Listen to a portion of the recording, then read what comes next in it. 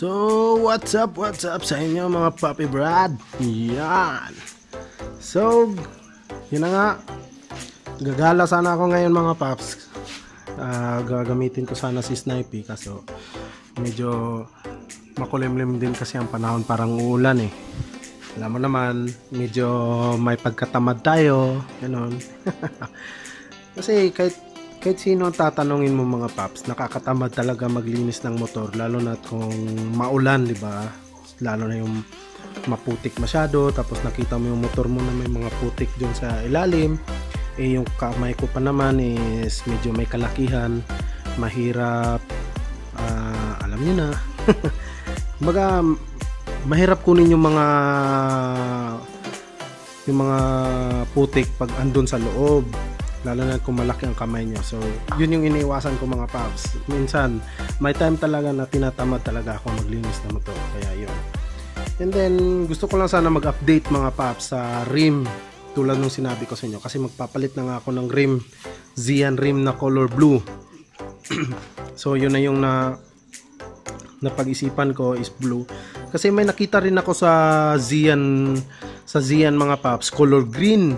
Pero iba siya na pagka-green eh. Parang light siya masyado na pagka-green. Yun yung napansin ko.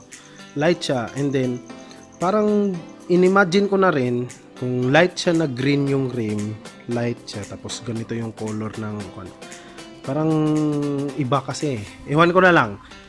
Siguro kung may makita ako na picture mga Paps, kung may makita ako na picture sa Google or yun. Basta nag-send na rin ako ng message kay Mario na isend niya sa akin yung picture na Zian rim na green.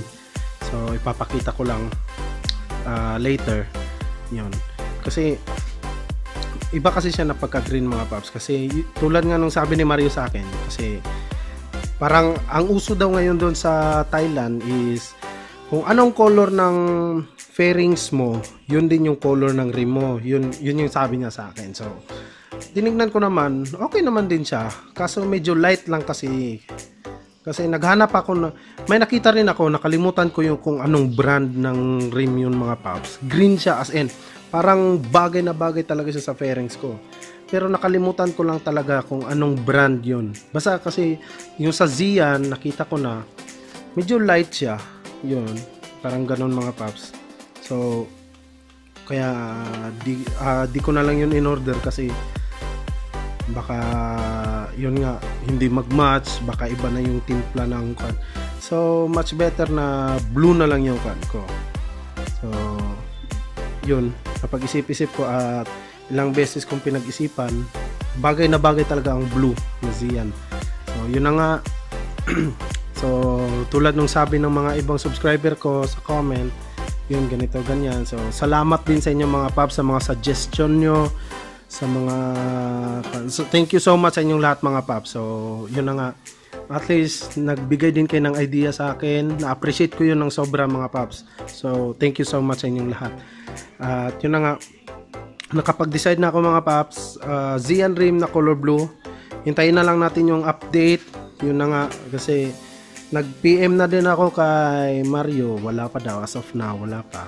Siyempre, hintayin na lang natin kasi may nakita naman ako mga ibang Zian rim dito mga Paps, pero iba, hindi ko hilig yung, di ko gusto yung color. Yun na nga, kasi ang first choice ko talaga na color is blue para dito sa fairings ko. Yun yung ipapartner ko talaga, blue. Dark blue siya. And then, magpapalit na rin ako ng tire. Kasi, hindi kasi pasok sa Thai concept yung tire ko sa likod mga Paps, which is ito yung nabili ko na CST tire. Yan, basta CST to. Yan, oh. CST tire. So made in, sana yun,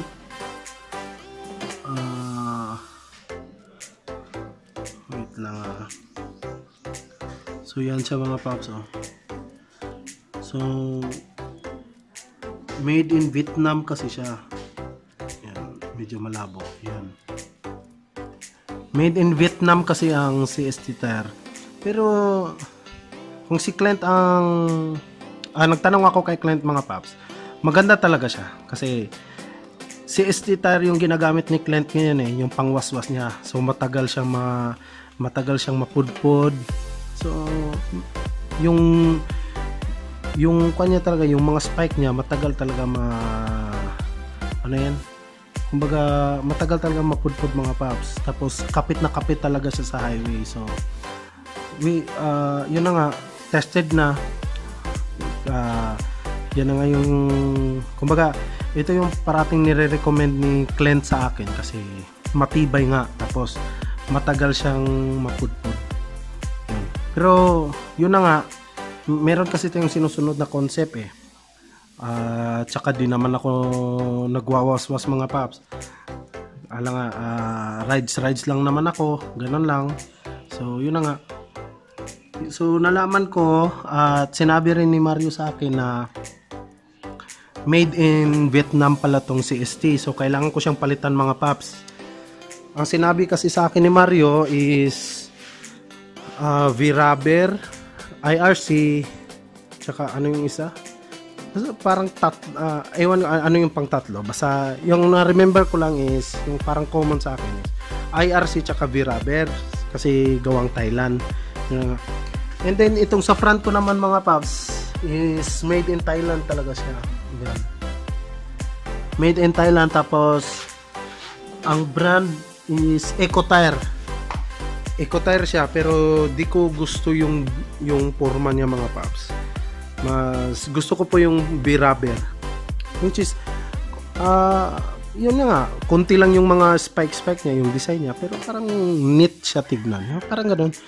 Total forma lang naman ang nasa isip ko mga paps, di naman totally talaga na ano yan, yung pangwaswas talaga, di ba? Forma lang. And then yun na nga, papalitan ko sa front at sa likod. Kasi ang gagawin ko 4590 sa front V-rubber, at sa likod V-rubber din 5090. Kasi gusto ko pa siyang i-lowered talaga mga paps eh. Yun yung gusto ko. And then after ko mapalitan, pag natapos ko na yung project ko dito sa rim set na to, so yeah, ang next ko is ito. I-spoil ko na mga paps itong ano, telescopic ko. So ipapalighten ko siya mga paps. Magpapatulong ako kay Clint. Yun. So gagawan din natin ng review kung matibay ba siya or hindi. Kasi parang tatabasan to dito eh. Yan. Ang maiiwan na lang is ito. So ito mawawala na siya. So tatabasan yan hanggang basta parang magiging manipis na yan siya mga paps. Pero magandang tignan. Yun na nga, maganda siya. Parang siguro naman napansin nyo yung kay Clint, ginagamit pa niya sa waswasan yung lighten niya na telescopic. So pag napalighten ko na rin ito mga paps, gagawan ko ng review kasi magkaiba yung timbang namin ni Clint eh. Mas magaan siya kaysa sa akin. So ako nasa mahigit 90 kilo ata ako. 90 kilos yun. So try natin yan soon. So, abangan yung mga paps. Pag natapos ko na tong rim set ko at yung sa bracket ko nga pala, yan, papipinturahan ko na yan. Pa-repaint ko yan ng samurai, yung glossy black, para wala na kayong makitang kalawang dyan. Alam nyo naman, baga marami na tayong idea mga paps, pera na lang ang wala sa atin. Siyempre naubusan din tayo ng pera. So yun na nga. So update yun lang nga. Update lang yung gagawin natin ngayon mga paps. Gagala sana ako pero pasensya na, wala kasi ako magawa. So nag-update na lang ako about sa rim. Yun. Kasi parang uulan kasi. And then kung lalabas man ako ngayon, siguro si Jixi lang siguro yung gagamitin ko kasi yun na, mas easy lang kasi linisin si Jixi mga paps kaysa kay Sniper. Kasi maraming cover, tapos yung sa ilalim niya grabe.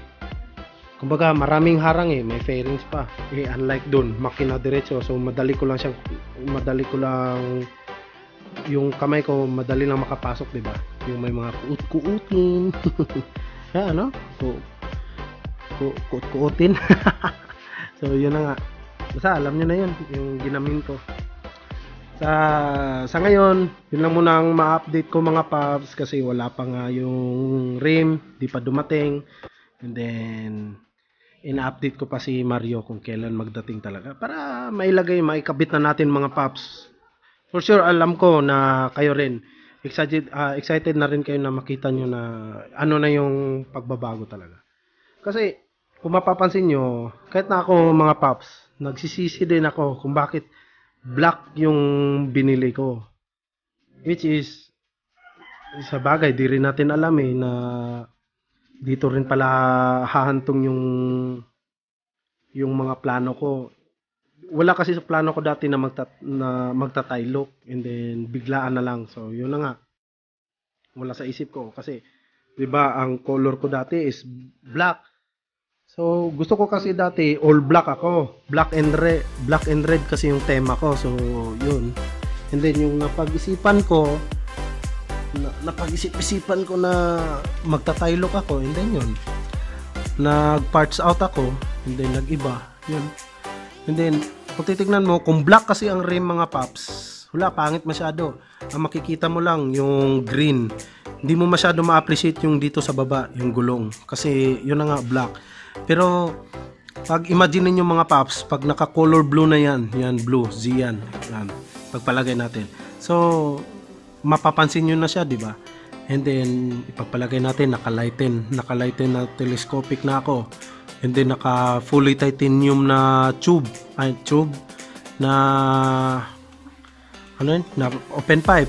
Pagpalagay natin, and naka-cha or ano ba yan, no RBR, space or daing, ano ba yan, basta ipagpalagay natin, imagine lang natin na naka fully titanium. So di ba ang gara tignan. And then yung sa swing arm niya mga paps, so until now naghanap ako ng, gusto ko kasi yung plug and play na lang mga paps, kasi may nabalitaan ako tulad nung sabi ni Clint sa akin, marami na kasing mga swing arm na dumaan sa kanya, puro lahat kumbaga may diferensya talaga mga paps, either babawasan or may dadagdagan ka. Yung dadagdagan mo is halimbawa maluwang yung masyado yung doon banda, yung sa ibaba na kailangan mo pa dagdagan ng washer, yung ganon, para mag-fit na siya. Kasi kung paglagay daw ni Clint dati is parang tabingi, parang pag ganon yung monoshock mo mga paps, hindi siya totally straight talaga. Kaya yun, meron kang babawasan, meron kang dadagdagan. So ngayon naghahanap ako kung ano talaga yung maganda na swing arm. Gusto ko talaga yung lighten na swing arm. And then plug and play, yung wala nang sakit sa ulo mga paps, diretso kabit na lang, yun yung gusto ko. Saka wala na akong hanapin. And then yung cover sa yung fairings ko sa baba, yung black, yan ipapakating ko pa yan mga paps, i-lighten ko rin yan. Marami pa akong project dito, so abangan nyo mga paps. Marami pa akong kulang kung tutusin, so abang-abang nyo lang.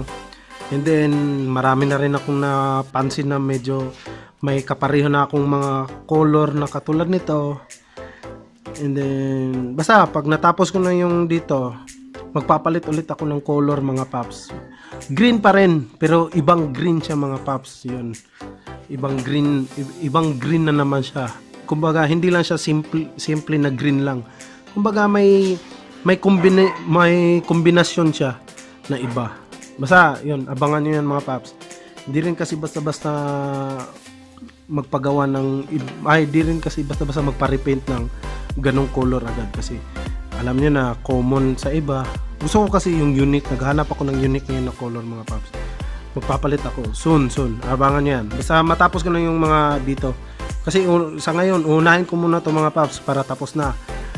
And then yun, ang bala ko kasi magpapalit pa ako ng yung canister, yung caliper sa front and back, magpapalit pa ako kung magkakapera ako. Yun, gusto ko Brembo, yun. And then yung telescopic palighten, and then yung reservoir sa likod, yun, yung baso-baso papalitan ko pa yan. Tsaka mag-open pipe ako, papalitan ko yan. Swing arm, lighten, nag-aana pa, papalitan ko rin yan. Yun. So, yung ano tawag nun? Yung monoshock ko, papalitan ko. Gusto ko yung medyo lower din siya tignan. Gusto ko yung sa Sniper 135, yung YSS. Yun. Para lowered. Gusto ko kasi lowered talaga masyado mga paps. Yun. Yung ako lang isa makakasakay. Yung girlfriend ko hindi na makasakay. Pero syempre makakasakay pa rin siya. Pero para sa aming dalawa lang. Wala nang ibang makakasakay. Yun lang. Plan ko sa susunod, yung foot peg sa likod, yung apakan, yung sa passengers peg. Tatanggalin ko na yan. Papalitan ko na yung parang tubo. Hindi siya tubo. Parang stainless na parang rod. Ikakabit ko dyan patungo, yun yung kakabitan ng pipe ko, yun na lang. And then itong foot peg ko, papalitan ko ng ganito mga paps, ilalighten ko siya, aalisin ko to, ito yung ipapalit ko, katulad kay Clint, ito ilalagay ko dito, pag inalis ko na to, para lighten siya tignan, tapos manipis. At nagpa-plan din ako kung mag change ba ako ng shifter o yung single shifter na lighten, pero soon pa yun pag natapos ko na yung mga project ko. Yun lang mga paps, so update ko lang. So siguro basta di ko pa kasi ma-sure mga paps kung kailan darating yung Xian rim ko. Basta malalaman niyo yun pag nag-upload na ako. Okay, so far ngayon yan, update ko lang na at least na-update ko lang kayo na wala pa. At least na-spoil ko na sa inyo kung ano yung mga plano ko mga paps. Pag meron na tayong pera. Which is, planado na yan lahat eh. Pera na lang kulang sa atin eh, di ba? Yun nga, tulad ng sabi ng iba, mayaman tayo, pera lang ang wala sa atin. Yun. So, yun na nga mga paps. Hanggang dito na lang. And then, yung shoutout nyo, mamayang gabi na lang mga paps kasi may pupuntahan pa, okay? Si Jixie ang gagamitin ko kasi parang ulan ngayon eh. Okay? So, peace out sa inyong lahat mga paps. Thank you so much. Yan. So, yung shoutout abangan nyo muna. So, saglit na ito, okay?